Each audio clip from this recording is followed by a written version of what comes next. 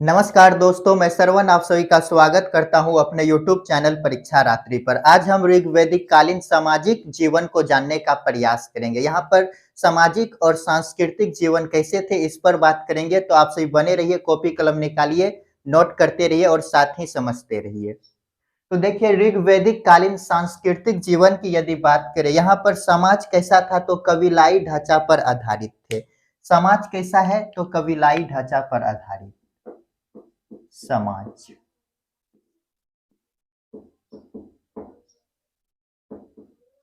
कबीलाई ढांचा पर आधारित। कबीलाई ढांचा पर आधारित होने के कारण यहाँ पर जो है कि जनजातीय तत्वों की अधिकता थी। जनजातीय तत्वों की अधिकता।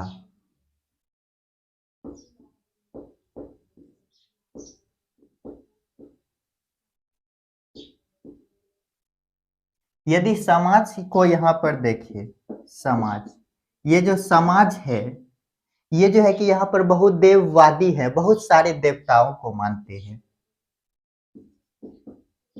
बहुदेववादी। कौन कौन देवता को मानते हैं तो देखिए, अंतरिक्ष, पृथ्वी और आकाश, इन सभी देवताओं को मानते हैं। अंतरिक्ष के देवता कौन कौन है और पृथ्वी के देवता कौन कौन है, आकाश के देवता कौन कौन है, इनको आगे देखेंगे। और यदि देखें तो ये प्रकृति पूजक थे। प्रकृति पूजक, ये प्रकृति की पूजा इसलिए करते थे क्योंकि इसे भय था, सम्मान और भय की डर से करते थे। सम्मान प्लस भय की डर से करते थे।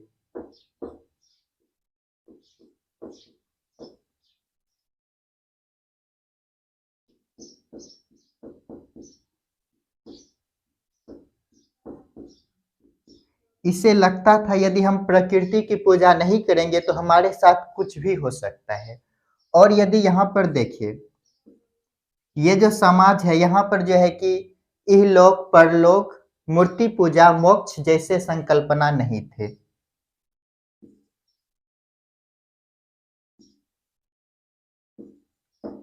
इहलोक, परलोक, मोक्ष, मूर्ति पूजा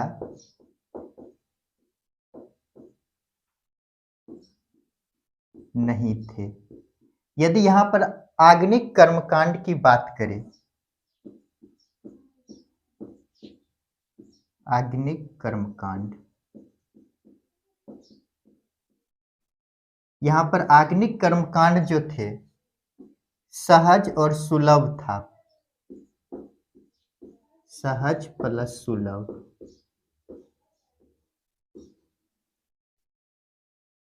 तो देखिए क्या देखे अभी तक, यहाँ पर समाज कैसा है तो कबीलाई ढांचा पर आधारित है। ये जो कबीलाई ढांचा पर आधारित है इस पर क्या है तो जनजातीय तत्वों का क्या है मिश्रण है। यहाँ पर जनजातीय तत्व क्या है अधिक है। यहाँ के जो समाज है बहुत देववादी हैं, बहुत सारे देवताओं को मानते हैं। अंतरिक्ष, पृथ्वी और आकाश के देवता कौन कौन है उनको आगे देखेंगे। यहाँ के समाज प्रकृति पूजक हैं और यहाँ के समाज जो है कि प्रकृति की पूजा करते हैं। क्यों तो सम्मान और भय की डर से, ऐसा नहीं करेंगे तो कुछ हो सकता है, ऐसा मानना था। इहलोक और परलोक, मोक्ष और मूर्ति पूजा की संकल्पना यहाँ पर नहीं था। ऋग्वेद की बात कर रहे हैं। और आग्निक कर्मकांड यदि देखें तो यहाँ पर सहज और सुलभ थे। ये आग्निक कर्मकांड क्यों होता था तो मनुष्य, मैन प्लस गॉड, ये जो गॉड है भगवान और जो मनुष्य है, इन दोनों के बीच सामंजस्य स्थापित करने के लिए ये आग्निक कर्मकांड होते थे जो कि सहज और सुलभ है। जल्दी से इनको नोट कीजिए और आगे देखते हैं। तो चलिए इसको मिटाते हैं और आगे देखते हैं।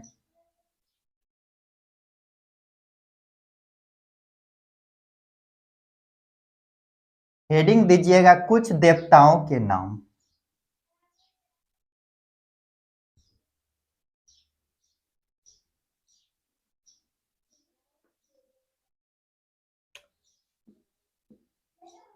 कुछ देवताओं के नाम।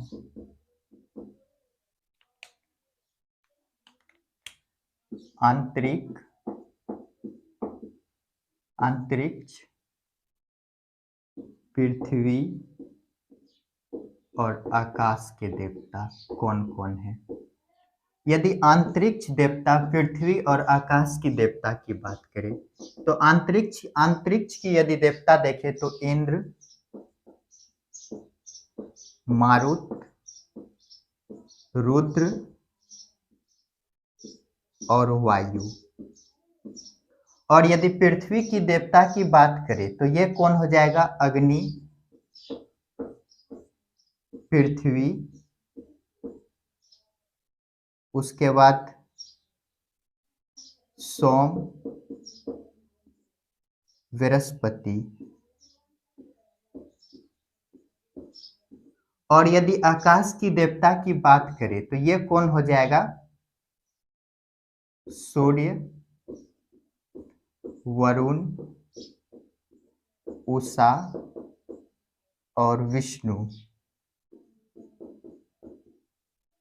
तो देखिए क्या देखिए, अंतरिक्ष के देवता कौन कौन है, तो कौन कौन है, तो इंद्र है, मारुत है, रुद्र और वायु है। और पृथ्वी के देवता कौन कौन है, तो देखिए कौन कौन है, अग्नि, पृथ्वी, सोम और बृहस्पति। ये सभी क्या है, पृथ्वी पर है, तो पृथ्वी के देवता ये है। और आकाश की देवता यदि देखें तो कौन है, सूर्य, वरुण, उषा और विष्णु। ये क्या है, आकाश के देवता। इनको नोट कीजिए और एक एक करके इन देवताओं की विशेषताओं को जानते हैं।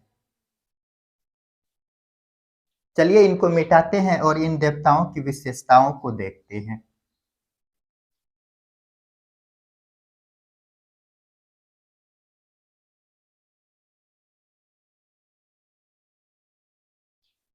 पहला नंबर पे हेडिंग दीजिएगा इंद्र। इंद्र देवता, यदि हम इंद्र देवता की बात करें तो यह सबसे महत्वपूर्ण देवता है, ऋग्वैदिक कालीन महत्वपूर्ण देवता है। ऋग्वैदिक कालीन सबसे महत्वपूर्ण देवता, सबसे महत्वपूर्ण देवता।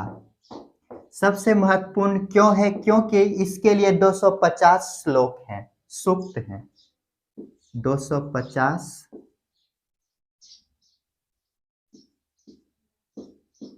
सूक्त हैं। इसे जो है कि वर्षा का देवता कहा गया है, वर्षा प्लस पुरंदर की देवता, पुरंदर की का देवता। ये पुरंदर क्या होता है, तो किले को तोड़ने वाला, किले को तोड़ने वाला। और यदि देखें इनके पत्नी को क्या कहा जाता था, तो इनके पत्नी को इंद्राणी कहा जाता था। पत्नी को क्या कहा जाता है, इंद्राणी, इंद्राणी। और यदि इंद्र के बाद दूसरे देवता का नंबर देखें तो अग्नि का लेते हैं, अग्नि। ये क्या है, तो ऋग्वैदिक कालीन दूसरा सबसे महत्वपूर्ण देवता, दूसरा सबसे महत्वपूर्ण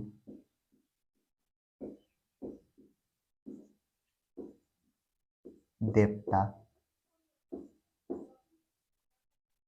क्यों, क्योंकि इसके लिए जो है कि 200 सूक्त हैं, इसके लिए 250 और इसके लिए 200 सूक्त है, 200 सूक्त।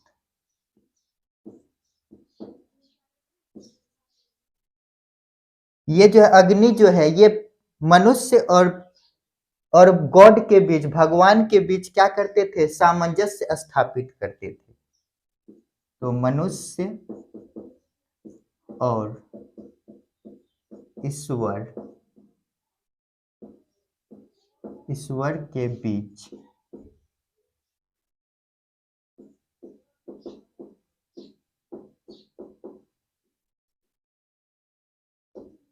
सामंजस्य स्थापित करते थे।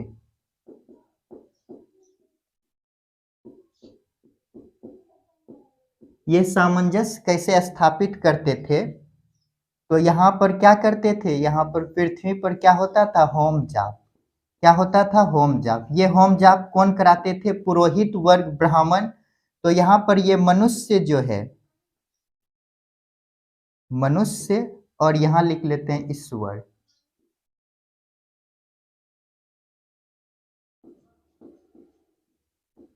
ये जो ईश्वर है, मनुष्य और ईश्वर जो है पुरोहित, ये पुरोहित ही ये कर्मकांड कराते थे। ये पुरोहित जब कर्मकांड कराते थे तो इस अग्नि की सहायता से, ये जो अग्नि है, अग्नि की सहायता से मनुष्य और ईश्वर के बीच क्या होता था, मिलन होता था। क्या होता था, मनुष्य और ईश्वर के बीच मिलन होता था। इसी कारण पुरोहित जो है कि मनुष्य से ये जो कर्मकांड है इसको कराने के लिए टैक्स लेने लगे थे। उसको देखेंगे उत्तर वैदिक काल में। तो देखिए क्या देखे, इंद्र क्या है, यहाँ पर सबसे महत्वपूर्ण देवता है। ऋग्वैदिक कालीन सबसे महत्वपूर्ण देवता कौन है, तो इंद्र है। इसके लिए 250 क्या है, सूक्त है। इसे वर्षा और पुरंदर का देवता देवता कहा गया है। पुरंदर क्या है, तो किले को तोड़ने वाला। यदि कभी कभी पूछ दे कि किले को तोड़ने वाला देवता किसे कहा गया है, तो इंद्र। इंद्र की पत्नी कौन थे, तो इंद्राणी। अग्नि, अग्नि क्या है, तो दूसरा सबसे महत्वपूर्ण देवता है। इसके लिए 200 सूक्त हैं। ये क्या करते थे, मनुष्य और ईश्वर के बीच सामंजस्य स्थापित करते थे। कैसे, तो देखे पुरोहित क्या करते थे, ये कर्मकांड करते थे अग्नि की सहायता से, जिससे ईश्वर और मनुष्य के बीच क्या होता था, मिलन होता था। जल्दी से इनको नोट कीजिए और आगे देखते हैं। तो चलिए इसको मिटाते हैं और आगे देखते हैं।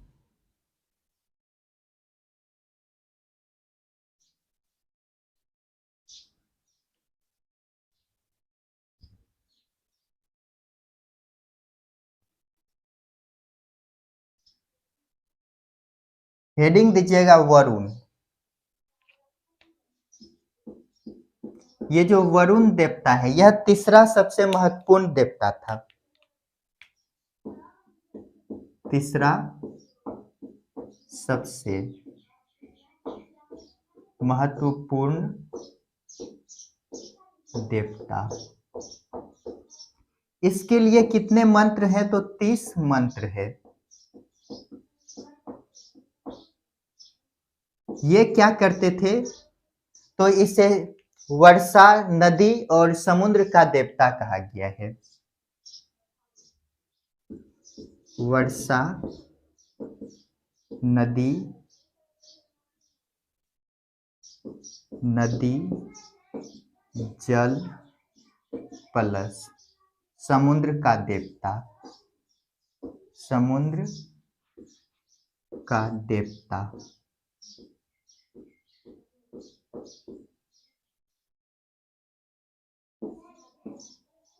इसे एक और नाम दिया गया है, ऋतस्य गोपा।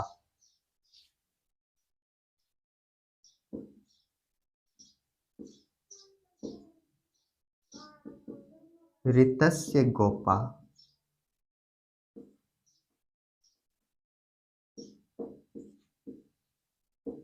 कहा गया है। ऋतु के देवता होने के कारण इसे क्या कहा गया, ऋतस्य गोपा। और यदि यदि दूसरा देखे तो मारुत। ये कौन है, तो ये आंधी तूफान का देवता है। आंधी प्लस तूफान का देवता, आंधी तूफान का देवता। और यदि सोम लिखे तो ये कौन है? पेय पदार्थ का देवता, पेय पदार्थ का देवता। कौन सा पेय पदार्थ? तो सोम रस, सोम रस। ये कहाँ मिलते थे? जंगल में मिलता था। और यदि देखें तो सूर्य, इसे प्रकाश का देवता कहा गया है। सूर्य से क्या निकलता है? प्रकाश, प्रकाश का देवता।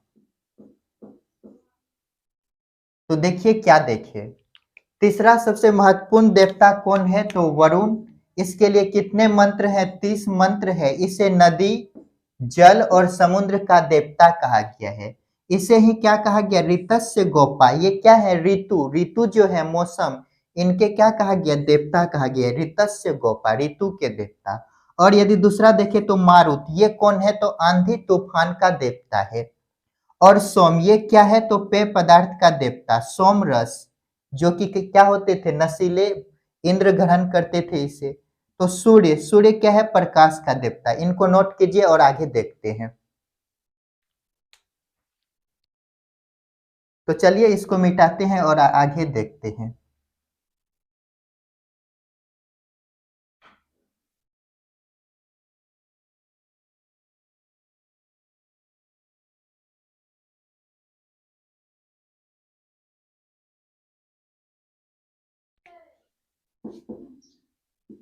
अदिति, अदिति क्या है?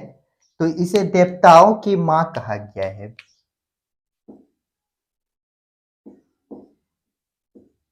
देवताओं की मां।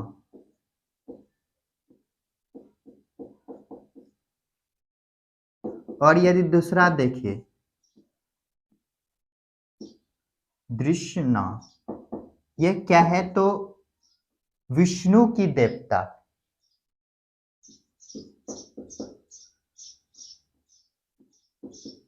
विष्णु की देवता। सविता, चमकता सूर्य को कहा गया है।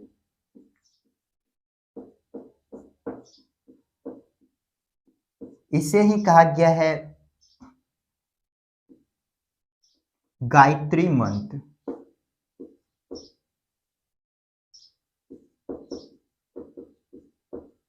गायत्री मंत्र। अगला लेते हैं सरस्वती। ये जो सरस्वती है, इसे नदी की देवता कहा गया है। नदी की